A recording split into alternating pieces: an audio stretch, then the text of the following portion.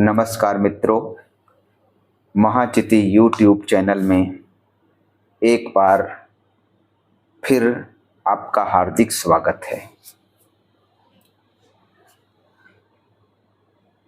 हम भाषामय संसार में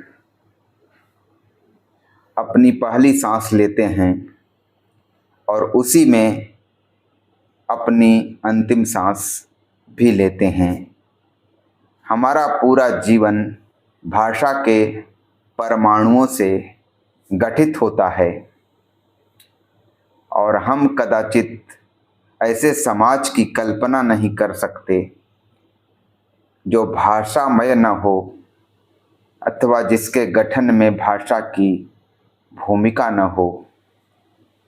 समाज में रहते हुए हम अर्जन और अधिगम, अचेत और सचेत दोनों प्रक्रियाओं से हम जीवन भर भाषा सीखते रहते हैं और अंतिम समय तक अपनी सीखी हुई भाषा की संरचना और प्रक्रिया में परिसंस्कार करते रहते हैं।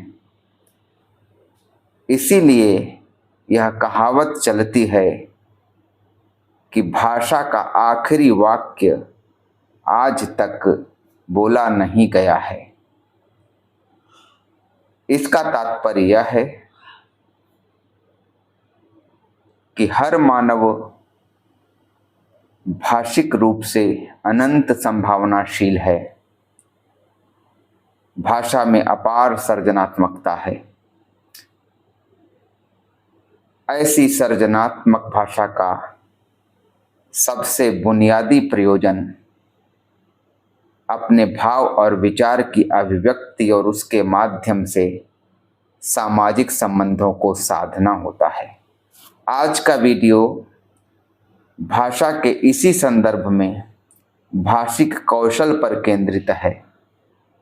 वैसे तो भाषा के सामान्य प्रयोजन से समाज में रह रहे हर व्यक्ति का पाला पड़ता है और उसके बिना एक सामाजिक प्राणी के रूप में उसका रहना ही असंभव प्राय हो जाए। लेकिन एक कौशल के रूप में भाषा का विकास एक अलग संदर्भ है। यह कुछ उसी प्रकार की बात है जैसे खाना बनाना तो बहुत सारे लोगों को आ सकता है अपना पेट भरने के लिए, लेकिन पाक कला एक अलग चीज है। आज का वीडियो भाषा के इसी कौशल पर केंद्रित है। भाषाई रूप से दक्ष होने का या भाषा कुशल होने का एक ही तात्पर्य है और वह यह है कि आम व्यवहार प्रणाली से हटकर अपने उद्देश्य के अनुरूप हम भाषा का कुछ इस खूबी से इस्तेमाल करें कि हम उद्देश्य के स्तर पर अधिकतम सफल हों। और उद्देश्य यदि सूक्ष्म हो, जैसे अपनी वाक चातुरी से किसी को प्रभावित करना या उसे सम्मोहित करना, तो वह भी सूक्ष्म उद्देश्य अधिकतम मात्रा में प्रतिफलित हो। तो भाषा को एक कौशल के रूप में विकसित करने की जरूरत हर पेशे के लोगों को पड़ती है। और पेशे की ही बात क्यों करें, समाज में एक आम नागरिक के रूप में रहने के संदर्भ में भी भाषाई कौशलों का इस्तेमाल इसलिए जरूरी होता है कि हमें सामाजिक संबंधों को बनाए रखना है, सामाजिक संबंधों का विकास करना है और उनके माध्यम से अपने जीवन व्यापार को अग्रसर करना है। हम आए दिन देखते हैं कि हमारे राजनेता किस प्रकार से भाषिक कौशल का इस्तेमाल करके, अपनी वक्तृत्व कला का इस्तेमाल करके अपने निकम्मेपन पर पर्दा डालते या अपने प्रति जनता के असंतोषों को प्रबंधित करते पाए जाते हैं और तमाम असफलताओं के बावजूद वे एक बार पुनः अपने लिए जन समर्थन हासिल करके सत्तावान बन जाती हैं। यह भाषा की ही विशेषता है। जन समर्थन हासिल करने वाले जन प्रतिनिधियों का संदर्भ उपस्थित होते ही लगभग 2000 सालों पूर्व के यूनान के एक चिंतक लोंजाइनस, जिनका मूल नाम संभवतः लोंगिनुस के आसपास था, याद आते हैं और याद आता है उनका उदात्त सिद्धांत। एक छोटी सी पत्री के रूप में, एक छोटे से पत्राचार के रूप में लिखित वह कृति विश्व में चर्चित हुई। उसमें वक्तृत्व कला की उदात्तता का कुछ ऐसा मर्मस्पर्शी, कुछ ऐसा तत्वभेदी वर्णन था कि हम आज भी उसे काव्य शास्त्र में एक जरूरी अध्याय के रूप में पढ़ते हैं। किसी के वक्तृत्व की उदात्तता को निर्मित करने में जो सबसे सहायक युक्ति लोंजाइनस ने निर्धारित की थी, वह थी नंबर 1 पर महान विचार या महान भाव, और उसके साथ फिर उस प्रकार का भाषा विधान जिसे उन्होंने अलग बिंदुओं में व्याख्यायित किया था। तो यहाँ भी उन्हीं से प्रेरणा लेकर मेरा आशय यह है कि जब तक आपका कथ्य महान न हो, कथ्य बड़ा न हो, कथ्य स्पष्ट और सुलझा हुआ न हो, तब तक उसे भाषिक इकाई के रूप में आप लाएंगे कैसे?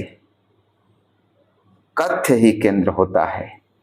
तो भाषिक कौशल या भाषिक रूप से दक्ष होने का मूल मर्म कथ्य की उच्चता, विशालता, महानता, स्पष्टता या उसके सुलझेपन में हमें खोजना चाहिए। यानी यदि वक्तृत्व कला की दृष्टि से देखें तो हमें कम समय में, कम शब्दों में संप्रेषित करने का गुण आना चाहिए। दूसरे शब्दों में गागर में सागर भरने का गुण। इसके साथ लोंजाइनस ने यह भी कहा था कि उदात्त का रहस्य सामने वाले यानी श्रोता वर्ग के लिए प्रभावकारी से बढ़कर सम्मोहनकारी रूप में होना चाहिए। तो अपनी वक्तृत्व कला से हम उसे इस कदर सम्मोहित करें कि क्षण भर के लिए उसका अपनी चेतना पर अधिकार विलुप्त हो जाए और वह वक्ता के हिसाब से सोचने लगे, वक्ता की बिछाई पीच पर उसका मानस क्रीड़ा करने लगे और तदनुरूप वक्ता अपने उद्देश्य में सफल हो जाए। तो यह तो वाचिक कौशल के संदर्भ में भाषा कौशल की बात थी। इसका उपयोग हम अन्य कौशलों में भी कर सकते हैं। वाचिक कौशल एक अभिव्यक्त्यात्मक कौशल है और इसी प्रकार का दूसरा अभिव्यक्त्यात्मक कौशल लेखन कौशल है। तो लेखन कौशल के संदर्भ में भी हम भाषा का ऐसा उपयोग कर सकते हैं। परीक्षार्थी के पास बहुत कम समय होता है, एक निश्चित समय होता है, एक सीमित समय होता है और उसी में उसको अपनी भाषिक कुशलता का परिचय देते हुए कम शब्दों में कुछ इस तरह के भाषिक विन्यास के साथ उत्तर लिखने होते हैं कि परीक्षक उससे प्रभावित हो। पहली बात तो यह है कि उत्तर सुलझा हुआ हो और फिर उत्तर का विन्यास, उसके कथ्य की क्रमबद्धता और प्रभावकारिता के साथ हो, चाहे मंच पर एक वक्ता के रूप में तैयार होकर जाने का संदर्भ हो या कहीं किसी इस प्रकार के लिखित आयोजन में एक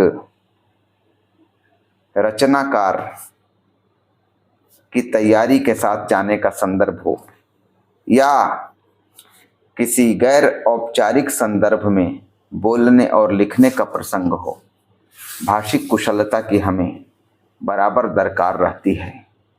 और भाषिक कुशलता जिन निश्चित बिंदुओं के इर्द गिर्द आकार लेती है, वे कथ्य की स्पष्टता या कथ्य की महत्ता के साथ भाषा में उसके संप्रेषण की युक्तियों, सही शब्द का चुनाव, प्रसंगानुकूल शब्द चुनाव, प्रसंगानुकूल वाक्य विन्यास और आवश्यकता अनुसार भाषा का अलंकृत विधान। तो इन बिंदुओं के इर्द गिर्द भाषा की कुशलता या भाषा की दक्षता को हम साध सकते हैं। आज के वीडियो में बस यही संक्षिप्त विचार रखते हुए इस विषय के अगले आयाम को लेकर मैं आपके समक्ष जल्द ही उपस्थित होऊंगा। इस उम्मीद के साथ आपको नमस्कार। आपसे आग्रह है कि इस भाषिक चैनल को प्रसारित करने में मेरी मदद करें और मेरा मार्गदर्शन भी करें। धन्यवाद।